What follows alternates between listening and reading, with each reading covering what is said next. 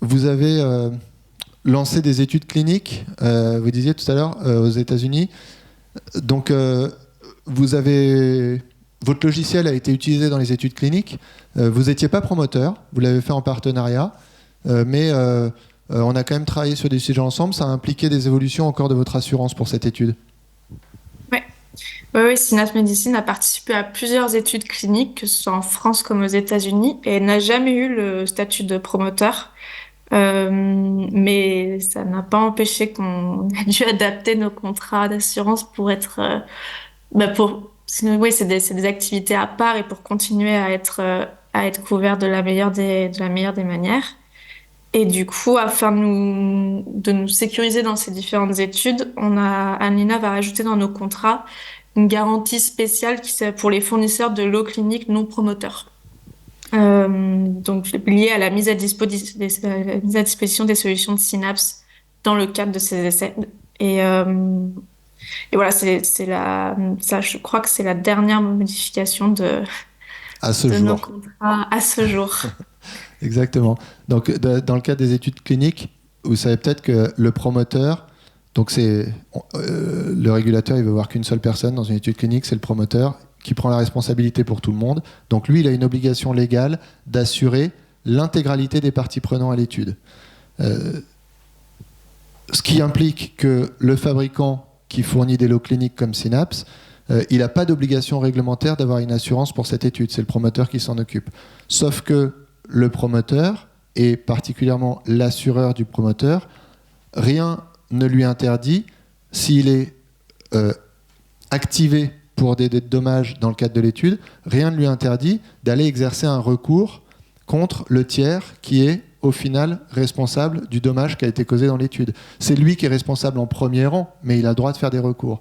Et du coup, ce qu'on conseille pour des fabricants de dispositifs médicaux qui ne sont pas promoteurs et qui du coup ne prennent pas cette assurance RC promoteur pour eux-mêmes, c'est de bien préciser dans leur contrat d'assurance qu'ils fournissent ces lots cliniques parce que vous avez dans les contrats d'assurance des clauses qui excluent tous les sinistres causés dans le cadre d'une étude clinique. Ça, c'est la façon dont les assureurs précisent qu'ils ne sont pas là pour vous assurer en tant que promoteur, mais du coup, ça revient aussi quelquefois à exclure les lots cliniques que vous fournissez. Donc, il faut bien remettre ça en vigueur. Et si Clémence, vous aviez été promoteur, et c'est le cas de certains fabricants qu'on assure, qui sont eux-mêmes promoteurs de leur étude, eh bien dans ces cas-là, en fonction des pays dans lesquels se passe l'étude, en fonction de la typologie du dispositif médical, en fonction du nombre de patients qui sont inclus dans l'étude, eh bien, on met en place des assurances dans chaque pays en fonction de la réglementation spécifique de chaque pays qui demande des montants de garantie différents par étude, par patient, etc.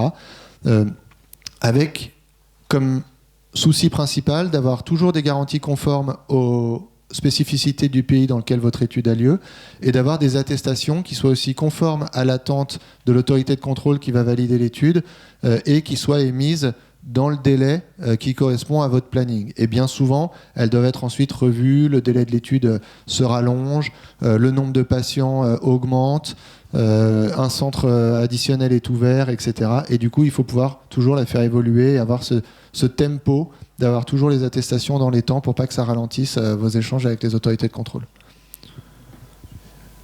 Est-ce que, Clémence, vous voulez nous dire, là on a fini sur la partie assurance, mais est-ce que vous voulez partager des projets, quelque chose sur l'avenir de Synapse ou faire une petite conclusion sur Synapse? La petite conclusion sur Synapse, Synapse a plein de projets, effectivement, et a une volonté de continuer cette croissance, que ce soit en France ou que ce soit à l'international. Et c'est enfin, c'est un environnement très changeant, un environnement très réglementé. Et je trouve à titre personnel que c'est un énorme avantage que d'avoir toujours des interlocuteurs, pour le coup, dont c'est l'expertise métier de nous apporter la bonne information, le bon conseil, parce que les priorités ne manquent pas et les challenges ne manquent pas. Donc non, enfin, de bien s'accompagner, je pense que c'est essentiel. Merci Clémence qui était avec nous depuis Bordeaux.